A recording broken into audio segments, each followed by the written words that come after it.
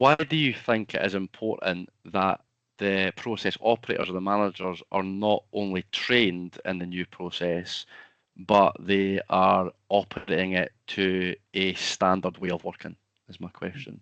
Okay. I mean, in my past experience, it's often the case that the implementation of a project or a system is seen as the finishing line. So you kind of start an improvement project with a dusty copy of the process on a shelf, and at the end of that kind of project, you finish with a cleaner copy of the process on the same shelf, effectively. But that's kind of where they are. And for me, our project, Mark, that we worked on did identify different ways of working, and it did establish best practice as a result of the work that we did.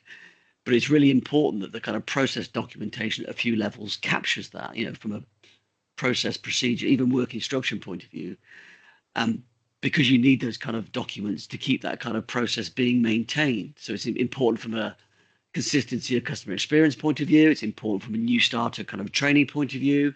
But it's also quite important that those documents are then used in process and are dynamic. So any changes that kind of get picked up kind of flow back into that same routine, really. So for me, having that documented, having that agreed, and maintaining that position is really important as a way of kind of standardizing ways of working.